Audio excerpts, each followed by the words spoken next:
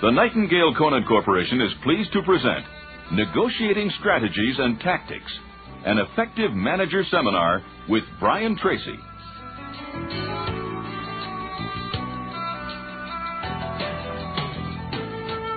Your success in business and your success in life may be determined by your ability to negotiate in your best interests. In fact, negotiating is a life process that affects everything that you do, everything that you say, almost all of your interactions with others, both personally, in business, socially, in a variety of other ways. And if you cannot negotiate well in your best interest, if you cannot negotiate on your behalf, then what you do is you become the victim of people who can negotiate well on their behalves. Now, I have a lot of experience in negotiating. Let me just take a second to tell you. I've been buying and selling and negotiating products and services and deals now for over 25 years.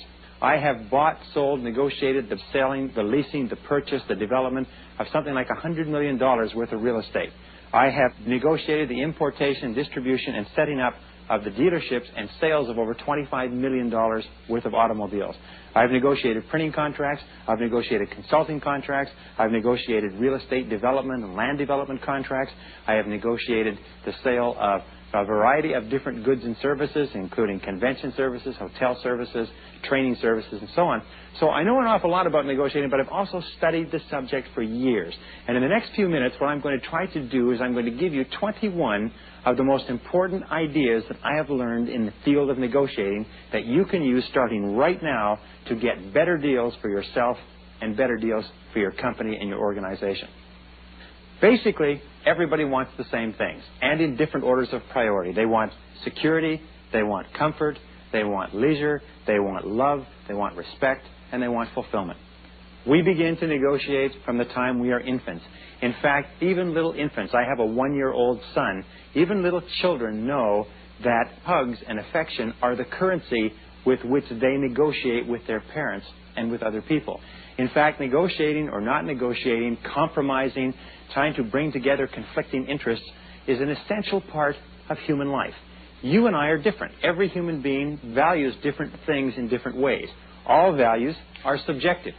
When we say a subjective evaluation, it means that the only reason that we trade is because you have something that I want more and I have something that you want more, and as a result we try to find a satisfactory way to, if you like, compromise and modify and adjust our different interests. So let's talk about negotiating. Let's talk about the 21 keys. A key point is that negotiating is a skill, that you can learn it as a skill. You can become better at it. The more you work at it, the more you understand the process, the more you think it through, the better you become, and the better a negotiator you are, the happier you will be, the more self-confident you will be, the more self-reliant, the more in control of your destiny you will be to the degree to which you can negotiate in your best interest. Principle number one with regard to buying and selling in the marketplace is that everything is negotiable. Everything is negotiable. Now, this is a key point, and you have to keep remembering that no matter what it looks like on the outside, everything is negotiable. One of the perfect examples of this is that people will print a price list, or they'll write out a price, or they'll put a price tag on a product or service, and they'll present it to you and they say, here's the price. But the fact is that that price doesn't mean anything. Yet many people think because it's written down, it's immovable. Because it's written down, it's a fact. The fact is that all prices are arbitrary. Anybody who's in business knows that you set your prices very much in an arbitrary fashion, based on costs, based on anticipated profitability, based on competitive conditions, based on how much the market will bear, and so on. So all prices are arbitrary. That means all prices were made by somebody. That means that all prices can be revised, adjusted, and remade by somebody too. So always remember that even written prices are not valid. So if you develop the attitude that no matter what the price is, you can improve the deal in some way, this is your key. Always be looking for ways to improve the deal in your behalf, to get it cheaper, to get it faster, to pay less, to get more thrown in, and so on. And the key method is this. To be a successful negotiator, the key method is to ask. Ask for what you want. Ask honestly, ask ingenuously, adamantly, ask any way you like, but ask for a better deal. Ask for them to improve the offering. Ask and say why, and say why not. Now, there's a reason why people don't ask. Critical reason, and almost invariably it's what goes back to our great bugaboo, the fear of rejection. The fear of rejection starts off in early childhood, and the fear of rejection is the fear of hearing the words no. As a matter of fact, we will often accept agreements and deals that are far less than we could get because we're afraid of asking for something better, because we're afraid somebody will say no. And there's only one way to get over the fear of rejection with regard to negotiating. It's simply this, is to ask over and over again until you no longer fear or are worried about what anybody says. Psychologists call this the process of systematic desensitization. If you always ask for a better deal in your own behalf, if you always look at everything as being capable of being negotiated, eventually, no matter how many times people say no to you, it'll get to the point where it rolls off your back and you realize that a no is not personal, that a no doesn't mean anything. So always ask. It never hurts you to ask. And I have spoken to thousands of people in my negotiating seminars, and I've had experiences of my own where you ask for sometimes things that are ridiculous, and they say, okay, and they give it to you, and you say, that's amazing, and you wonder how much more you could have gotten. Negotiating is all a game. It's all a game. This is a perfect thing to remember in the back of your mind. It's all just a game. It's not real. It is not the most serious thing in life. Negotiating is a game. Some people look upon negotiating as the great game of life, and they insist upon negotiating even if there is improvement possible. They just like to haggle. They like to bargain. They like to negotiate because it's part of a game. It's fun to them. And if you look upon negotiating as fun, then you'll look for opportunities to engage in it whenever you can. And I'll show you as we go through the things you can do or not do to make it a game that you win more often than not. All right, here's point number 2. This is the purpose of negotiating, or the aim of negotiating. And I want to read this because I think it's absolutely excellent. It says, the purpose of negotiating is to reach an agreement. Okay? The purpose is to reach an agreement. It's not just simply to negotiate, but it's somehow to get to an agreement. To reach an agreement wherein all parties are satisfied. And they are satisfied to the extent that their needs are met. They feel that they have come out well in a negotiation. A good deal is a deal that both people feel that they're better off as a result of having entered into. And if their needs are met, they are impelled, and this is it, they are internally motivated to fulfill their commitments. A good deal is one where the person is happy enough about having entered into the deal that they want to go through with it and they want to fulfill their commitments. A bad deal is one that once a person is in the deal, they feel uneasy about the deal and they do everything possible not to fulfill their commitments. And finally, a good deal is one where parties want to fulfill their commitments and enter into additional deals, enter into additional negotiations and transactions. So if you look upon negotiations from this point of view, you realize that negotiation is something that has a beginning, a middle, and it has no end because it goes on continuously. When you enter into negotiations, look upon it as part of establishing relationships. Some of the best business relationships that you or I will ever have begin with a negotiation that works out satisfactorily, where both parties are happy, they're satisfied, they're fulfilled, and it goes on for years. So be alert to that. The worst type of negotiation is one where when it ends, neither party wants to negotiate again, and neither party feels comfortable, or one party does not feel comfortable about fulfilling their commitments. Styles of negotiating. There are several, and there are several results of these styles. The first style, A, is what is called win-lose. Win-lose negotiating is where A gets what he wants, A wins, B loses. Win-lose negotiating, of course, is not the kind of negotiating that leads to additional transactions. B is what you might call the reverse. It's lose-win. Lose-win means that B gets what he wants, B wins, A loses. B's needs are satisfied, A's needs are not satisfied. Or then we have C, which is lose-lose.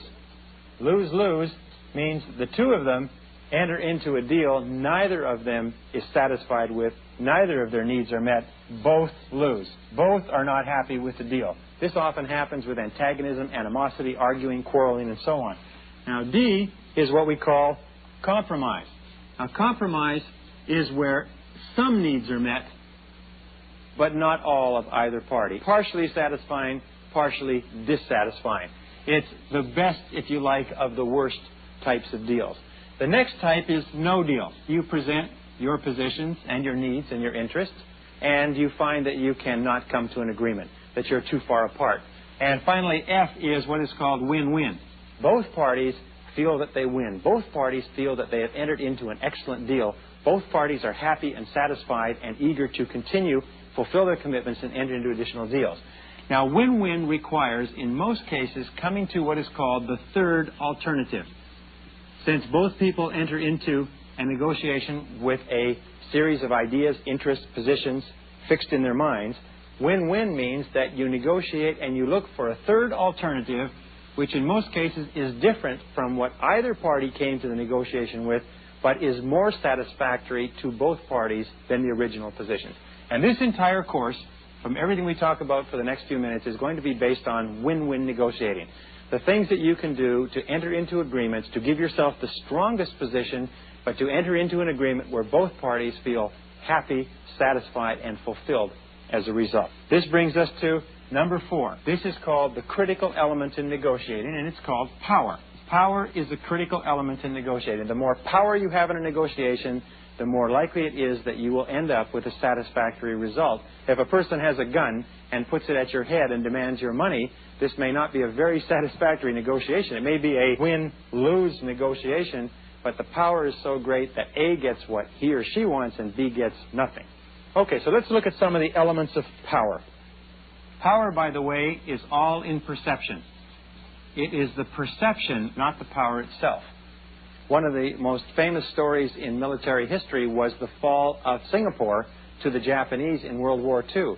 The British Army had over 50,000 troops on Singapore, and they surrendered to a Japanese general who had less than 20,000 men under his command because the British were convinced that the Japanese had over 100,000 men ready to assault the island. And the Japanese were capable of exploiting that perception and were able to bring about a total capitulation, the biggest single defeat and surrender in the history of the British Empire. And there's several ways that you can create the perception. Let's look at them. One of the ways, of course, is by scarcity. If you can create the perception that you have something that the other person needs and you don't have very much of it and other people want it, that gives you tremendous bargaining power. Another is indifference, the perception of whether or not you care whether this person buys it or doesn't buy it or enters into the agreement, especially if the other person wants it. Indifference gives you tremendous power. Indifference, of course, is created by you having lots of options. The more options you have, the greater your indifference. Authority is important, too. The fact that you have the authority to make a decision or not make a decision that will benefit someone else gives you power. And one other point of power is what is called courage. The willingness for you to walk away from a deal, the willingness for you to take a strong position on a deal, the willingness for you to take calculated risks gives you perceived power in the eyes of the other person. A second element of power is the power of commitment. If the other party perceives that you are totally committed to getting the very best deal, that you will do whatever is necessary. In the Singapore example, the British were convinced that the Japanese would overrun the island and kill everybody on it. The Japanese were able to convince the British of this because they had overrun all of Malaysia up to that point. So they could see that this commitment or determination was very, very strong, and it caused them to capitulate in the negotiations because they did not want what would happen as a result. Now, another part of power is the power of expertise. In a negotiation, the person who has the greatest knowledge, the greatest perceived expertise, who can say, this is how and why it should happen because of my knowledge, is a person who has tremendous power. If you're selling a very complex or sophisticated or difficult product or service, a person who has knowledge power has tremendous power in the negotiation. A person who can say that this complexity of factors will bring you what you're looking for, what you want and need, at a price that is satisfactory, that carries a lot of weight to a buyer who does not have the information. Also, you have the power of knowledge of needs, especially knowledge of needs of the other person. For instance, there are many examples, many cases where in dealing in business, someone will find out that this company has a very pressing need for a product or service, or that this company has serious financial problems and difficulties and needs extensions of credit, or that this company has financial difficulties and needs to make this sale at whatever price. So knowing what the needs of the other person are gives you a tremendous amount of power. There's another type of power that's important, the power of empathy. It's the power of identification, of establishing a warm relationship with the other person so that the other person feels that you really care about them getting a good deal. Now, this should be genuine. It should be a very honest empathy, and you should sincerely want to make sure that both parties benefit and win from this deal. And if you feel that and you express that, it gives you a lot of power, because people are far more likely to enter into agreements with people they like than people that they don't. The other two types of power are, first of all, the power of rewarding and punishing. If you have the ability to confer rewards, benefits, agreements, royalty agreements, or something on someone, they're far more likely to do business with you. And if you have the ability to punish them financially by withdrawing some reward or some type of remuneration, that will cause them to want to negotiate with you. And finally, the last is the power of investment. The power of investment refers to the amount of time and effort that you and or the other party have spent in this negotiation. If you've only spent 5 minutes, there's very little investment. But if you spent 5 days, 5 weeks, 5 months over time trying to work toward an agreement, the more investment that each party has, or the more investment that the other party has, the greater power you have in terms of making it come true. If the other party has, for instance, done extensive market research and spent an enormous amount of money in preparation for this negotiation, they have a lot of investment and you have a lot of power. No one will negotiate with you seriously unless they are convinced that you have the power to help them, or to get something that they want, or the power to hurt them and deprive them of something they want in some way. So all serious negotiations begin with a person believing you have some sort of power, authority, and ability to help them get something that they want. So think about that when you go into a negotiation. How can you increase your perceived power? One of the things that people do to increase their perceived power is they'll bring an expensive lawyer or an expert to a negotiation in order to answer questions, which causes the other party to say, this person is extremely well prepared and knowledgeable. Okay, here is number 5. Number 5 is emotion. Emotion is a key factor in negotiating. And one of the most important things I can tell you is that the more you can keep your emotions out of the negotiation, the more capable you will be of negotiating and arranging the best deal for yourself and your organization. The more emotional you become, the less capable you are of performing and acting in your own best behalf. Now, what are the most dangerous emotions? Well, the most dangerous emotions are greed. Greed is an emotion that very often backfires, and that you can get into an agreement on the basis of greed that will turn out to be to your detriment. Or fear. Fear is another emotion. You have to be aware of what you're feeling and thinking in a situation like this. And the third is anger. The triggering greed, fear, and anger is often used by manipulative negotiators to get people overwrought. Because when you become emotional, your ability to make proper evaluations is distorted considerably. But the best and most important of all emotions is desire. And I'll talk about desire here, because desire is a key factor in determining the course of negotiating. First of all, with regard to desires, ask yourself this: how badly do you want it? You see, how badly you want it and how badly you express that you want it determines how much power, how much ability you have to negotiate successfully. If you really want something so badly that you can taste it, you're going to pay almost anything. If the other person knows that, they are going to be able to get that out of you. So you have to ask yourself, B, what's the worst possible outcome? In order to get yourself to the point where you're unemotional, what's the worst possible outcome? What would happen if you didn't get it at all? And prepare your mind for not getting it. Prepare your mind for the worst possible outcome. What if you didn't get it? Would it kill you? Would it end your life? Not at all. And do whatever you possibly can to lower the amount of desire that you have. Be willing to let it pass if you like. The third question is to ask yourself, so what? If the deal collapses, if it doesn't work out, so what? I used to work with a very successful businessman, and when I get very excited about a deal, he'd say, Brian, deals are like buses. There'll always be another one along. Don't get excited. Don't worry about this. If it doesn't go together, forget it. Something else will happen. So what you have to do is you have to practice detachment. When you go into a negotiation, watch yourself very carefully. Practice detachment, like the Buddhists do. Don't get involved. Don't get emotionally involved. Don't identify with the negotiation. That's the key to your retaining a position of strength. And this brings us to the next key element in negotiating, which is time. Time and timing. Let me just say 2 points with regard to time and timing. Is that the key elements in timing are urgency. If there is urgency versus lack of urgency, the person who is most urgent to enter into the agreement has the weaker hand. The person who is less urgent, if you like, or not urgent, has the stronger hand.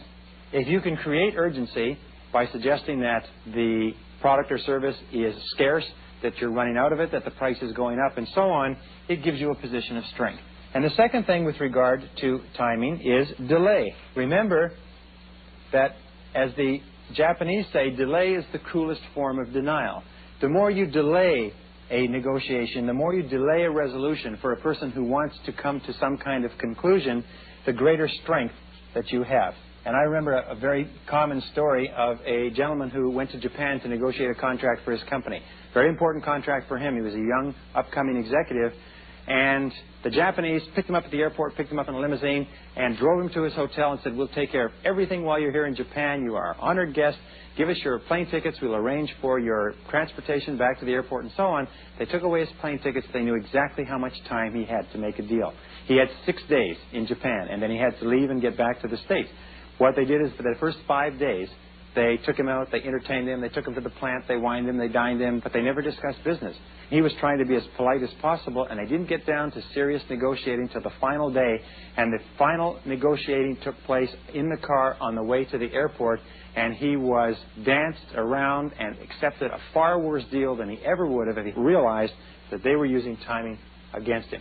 So here's the final rule with regard to timing. It's the 80-20 rule. The 80-20 rule says that the last 20% of any negotiation will deal with 80% of the important issues and the value of that negotiation. The first 80% only deals with 20%. The last 20% deals with the key issues. So be very alert to that. It's very seldom that you make some kind of great breakthroughs in the first couple of minutes. This brings us to number 7. Key to negotiating is options. And basically, options equal freedom. You are only as free as the options that you develop. In other words, if you go into a negotiation and you have only one choice and it's what the other person has or does not have, your hands are tied. But if you have a variety of options, if you know that you can go a variety of different ways and do a variety of different things, then you have a tremendous amount of strength, power, and bargaining leverage. The key to options is this: the more the better. The more the better. So do your research, get your information, find out where you can get the product or service, how much you'll have to pay for, who else will supply it, what the times and dates and deliveries are. So when you go into a negotiation, you know that you don't have your back against the wall. Again, develop alternatives, develop options. You're only as free as your alternative courses of action. All right, number 8 is know what you want. Know what you want is so important. It's amazing how many people enter into negotiations and they don't know what they want until they get there, or they make it up as they go along. Knowing what you want requires thinking it through in advance. Think it through in advance. Think it through to the point of clarity. And by the way, this means think it through on paper. Write it down. Write down everything that you want. Describe the ideal agreement. What would be your ideal outcome? Think it through. Talk it over with someone else. Discuss it with someone. But find out what would be your ideal outcome. And say, now, if we could have everything that we wanted, if this deal was working absolutely perfectly, what would it be? Now, this doesn't mean that you want to get the product or service for free, or that you want something that's totally to the disadvantage of the other person, but there is an ideal outcome with which you would be satisfied. And this brings us to a very simple equation, which is what we call high, medium, and low. When you go into a bargaining transaction, when you go in to buy or sell something, you should have what we call the best. This is the very best that you could expect. The second, or the medium, is the acceptable. And the third is the worst. If you got driven back to the worst, this is the lowest that you could possibly go. This is what is called your ultimate fallback position. You could fall back to this. You would hate to do it, but that's the lowest that you would go. But below that, you couldn't do anything. So where do you start in a bargaining or a negotiation? Well, you start here. You start and you begin slightly above your very best. Because very often, you will find that you'll begin high, you'll have to make a concession, and you'll end up getting your best deal. But think through, what is the best that you could reasonably ask for? What is an acceptable deal? What is the worst that could happen to you? And have it worked out and think it through on paper before you do it.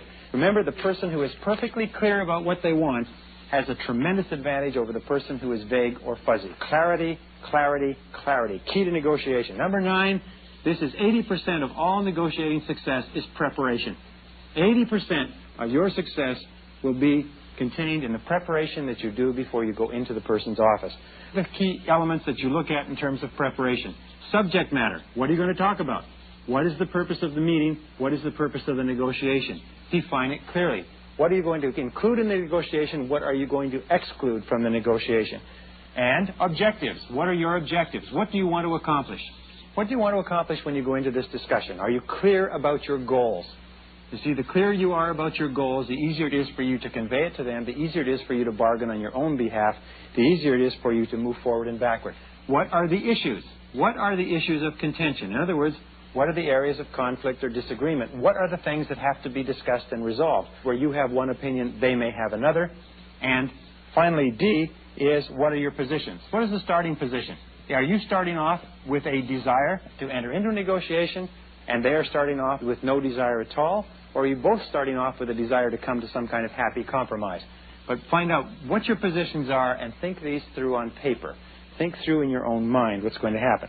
Okay, this brings us to positions, and this is number 10. Now, positions are important. Positions are starting points. Positions include where you're coming from, where you're going, how much and how little you can accept. Positions refer to, if you like, boundary conditions, the things that must be dealt with, the constraints to the agreement. Let us say that you have this. Here is a position.